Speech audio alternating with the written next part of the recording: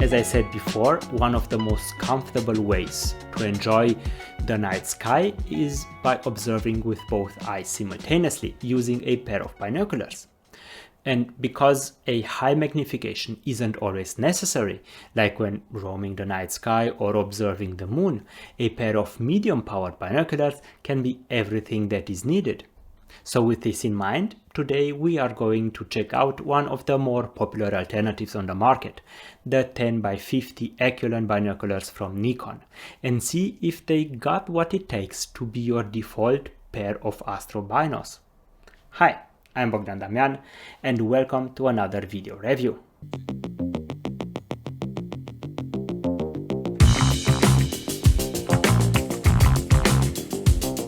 Nikon is a well-regarded and hugely popular Japanese optics manufacturer that is especially known for their camera systems.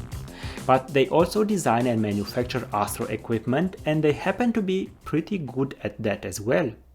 Their NAV, SV and HV series of eyepieces are known for being excellent both in terms of build and image quality. But Nikon also produces some really nice binoculars, such as the entry-level Aculon series we are going to look at today. All binos in this lineup employ a poro prism design and includes options ranging from the small and very portable 8x25 to the much heavier and bulkier 16x50 model. There are even two zoom options as well, with the 8-18x42 and the 10-22x50 models. Over the past couple of weeks, I've been testing the 10x50 version, and I must admit that even if it's an entry-level bino, it is quite capable. Now, as already mentioned, this pair of binoculars uses a poro prism design, which has some nice benefits, such as a wider separation thanks to the prism alignment, giving the binoculars better depth perception, wider field of view, and a better light transmission compared to roof prism binoculars. If you want to learn more about binoculars in general, I have also made a whole deep dive video dedicated to this topic. I'll leave a link down below. Alright, now let's start with the unboxing of the 10x50 Aculon. I ordered the bino on Amazon and it arrived in this unmistakably Nikon box. Inside we find a well-padded carrying case, including a standard neck strap. Inside the case is the bino, which also comes with dust caps for the objective and the eyepiece lenses. So what do we have here? As the name suggests, this is a pair of binoculars featuring 50mm wide objective lenses that, combined with the eyepieces, yield a fixed magnification of 10x. The optical system is capable of delivering an apparent field of view of 59.2 degrees, while the true field of view is 6.5 degrees. For reference, the moon's diameter as seen from Earth is 0.5 degrees. The exit pupil is 5mm. So this means that almost everyone should be able to take full advantage of the exiting beam of light. The eye relief of 11.8mm is rather short, which is definitely a problem if you need to keep your glasses on when looking through the binos. This also puts a damper on the whole viewing experience, but more on this topic later in the video. A nice thing though is that all air-to-glass surfaces are fully multi-coated to eliminate unwanted internal reflections and boost contrast. The housing is completely covered with a thin rubber membrane that increases grip levels and offers protection from accidental drops and bumps. The Aculon feels nice and solid when holding it in hand, and I do quite like the ergonomics. At 900 grams, however, the 10x50 Aculon is rather heavy and needs a tripod for prolonged observing sessions, but for short point and look situation, it's perfectly fine without a tripod. The hinge between the two halves is very firm and requires a bit of force to get moving, meaning that one-hand operations aren't a problem at all. It also lets you adjust the interpupillary distance, or IPD, from 56 to 72 mm. As usual, the front part of the hinge houses a 1/4 inch threaded hole for attaching a tripod adapter, while the center part of the hinge features a central focusing knob. And I must say that I quite like it. I think it's one of the smoothest I've seen on a pair of binoculars until now. The ratio is also very slow, meaning that you can make very fine focuser adjustments to get the image perfectly sharp. And this feature is quite useful when viewing targets that are very far away, like the moon or distant stars. Moving all the way to the back of the Aculon, we see the two eyepieces that feature twisting eye cups with a click stop function. And while this is definitely nice, I found them to be a bit too hard for my liking, so that pushing my eye socket into them so that I see as much as possible of the field of view, they can get uncomfortable after a while. And you need to get close to the lenses because of the short eye relief. They are also a couple of millimeters too big in diameter, so that at least for the IPD I require, my nose doesn't quite fit in between these so that I can get as close as I need to the lenses. So my nose is always pinched in, and this combined with the hard rubbery material leads to a rather uncomfortable viewing experience after a couple of minutes. While I understand that the employed optical design doesn't allow for a longer eye relief, I don't see why Nikon didn't use a softer material for the eye cups to make living with a short eye relief as comfortable as possible. This is definitely a missed opportunity here on Nikon's part. But other than this, there isn't much to complain about. The build quality is good and the overall viewing experience is okay. Alright, but how is the actual optical performance? Well, let's take a closer look and find out. The first thing that immediately became obvious as I looked through the Aculon was how good the on-center sharpness is. This allowed me to easily observe fine details on the moon's surface, for example. Not only this, but the field of view is also wide for a pair of binoculars with a magnification of 10x. This ensures an immersive viewing experience while bringing the target a little closer when compared to similar devices.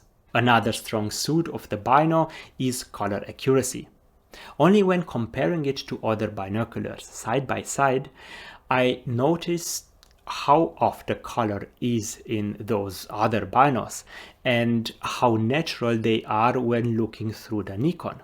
The views through these are also full of contrast and very bright thanks to the Poro design, but not all is well and good with respect to image quality. For example, while on-center sharpness is excellent, the view unfortunately becomes progressively softer as you move away from the center of the field of view towards the edges. As you can see here, starting from around the halfway mark, the straight and sharp lines of these roof tiles start to become blurry, even if this behavior is rather common in this price segment. I kinda wish that a renowned manufacturer with lots of resources like Nikon would be able to sort things like this out, even if we're talking about an entry-level device here. The curved field of view is also something I could have lived without.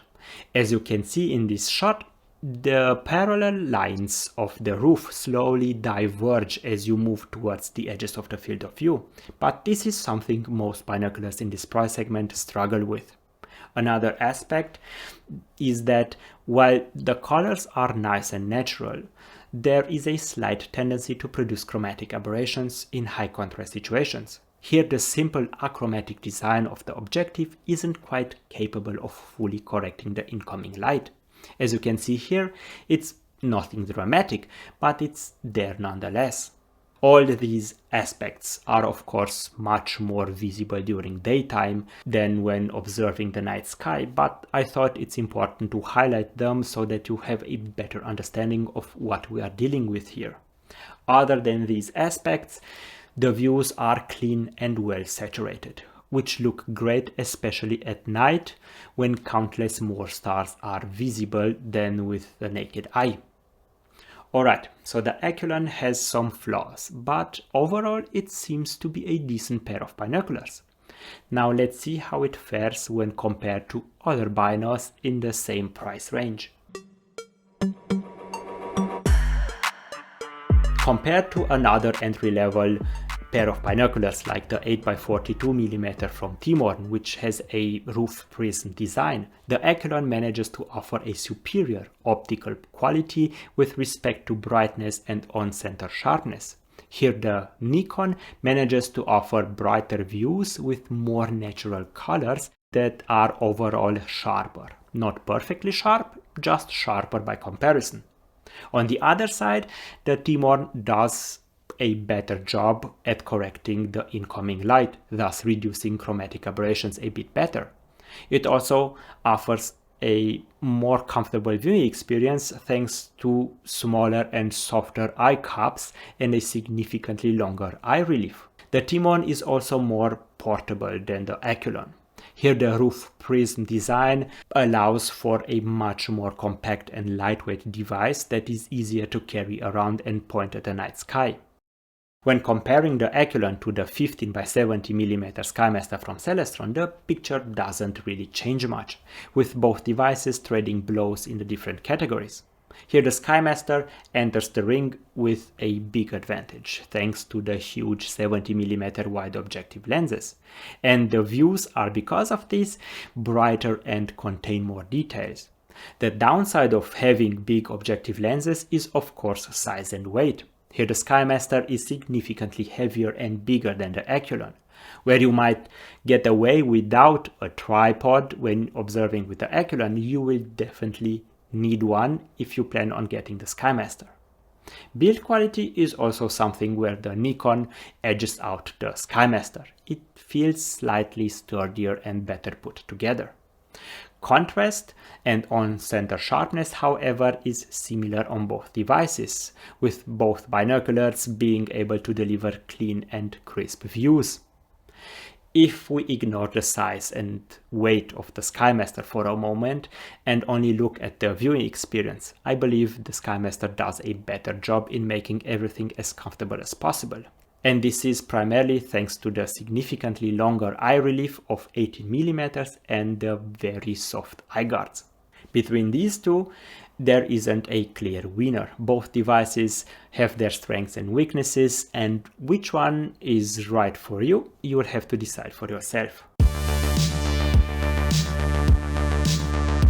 Overall, I must say that at first I wasn't very impressed with the Aculon, mainly because of the less than optimal viewing experience. But the more I used it, the more it pulled my attention away from the hard eye cups, directing it instead towards the nice and crisp views with those natural colors. So while the Aculon does have some flaws, I still consider it to be one of the better options for around $100. It's a decent pair of binoculars capable of delivering some great views both during day and nighttime observations.